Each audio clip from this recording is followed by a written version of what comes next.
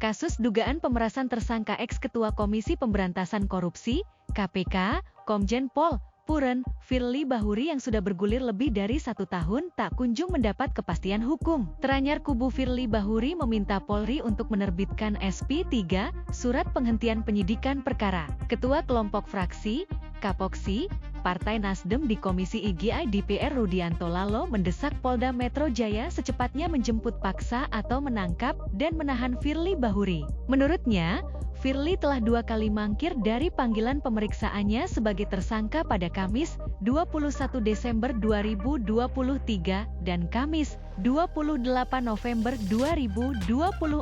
Rudianto Lalo menyatakan, kasus dugaan pemerasan yang diduga dilakukan oleh Firly Bahuri selaku Ketua KPK periode 2019-2023 terhadap mantan Menteri Pertanian Syahrul Yassin Limpo, SYL, harus secepatnya dituntaskan oleh Polda Metro Jaya. Pasalnya, kata pria yang akrab disapa Rudi ini, kasus Firly Bahuri sudah disidik oleh penyidik Subdirektorat Tindak Pidana Korupsi Direktorat Reserse Kriminal Khusus, Ditreskrimsus, Polda Metro Jaya sejak November 2023, atau sudah berlangsung 1 tahun. Polda Metro Jaya harus berani, tegas, dan secepatnya menuntaskan kasus tersangka FIB. Polda Metro Jaya harus menunjung tinggi dan menjalankan asas equality before the law atau perlakuan yang sama bagi setiap orang di hadapan hukum, tegas Rudianto dalam keterangan, Sabtu, 30 November 2024. Polda Metro Jaya tidak boleh tebang pilih dalam kasus FB. Kalau penanganan kasus FB berlarut-larut,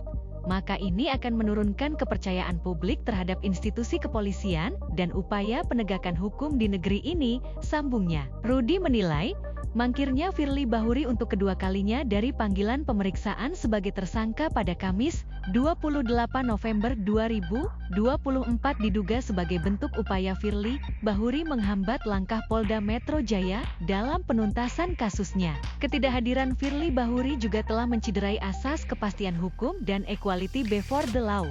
Bagi Rudi, alasan ketidakhadiran Firly Bahuri, bahwa yang bersangkutan sedang ada acara pengajian di rumahnya, sebagaimana disampaikan oleh kuasa hukum yang bersangkutan merupakan alasan yang mengada-ngada dan tidak logis. Oleh karena itu, saya mendesak Polda Metro Jaya untuk sesegera mungkin melakukan penjemputan paksa atau menangkap tersangka FB untuk kemudian menjalani proses pemeriksaan, dan setelah itu Polda Metro Jaya harus langsung menahan tersangka FB. Jadi sekali lagi, Polda Metro Jaya harus berani dan tegas, tidak boleh takut dengan latar belakangnya sebagai purnawirawan Jenderal Polisi Bintang 3, ujarnya. Wakil Ketua Mahkamah Partai Nasdem ini menekankan, Kapolri Jenderal Listio Sigit Prabowo, Kapolda Metro Jaya Inspektur Jenderal Polisi Karyoto, dan Komisi Kepolisian Nasional, Kompolnas, serta Komisi DPR tidak perlu menggubris surat permohonan yang dilayangkan Firly Bahuri melalui kuasa hukumnya terkait permintaan mengeluarkan surat perintah penghentian penyidikan SP3 kasus Firly Bahuri. Kasus Firly Bahuri tidak layak di SP3 sebab alat bukti penyidikan kasus dan penetapan tersangka Firly Bahuri sudah lebih dari cukup. Selain itu, berdasarkan keterangan Polda Metro Jaya, bahwa dalam kasus Firly Bahuri sudah ada lebih dari 4 alat bukti serta sekitar 123 saksi dan 11 ahli telah diperiksa penyidik Polda Metro Jaya. Kasus tersangka FB ini tidak layak di SP3.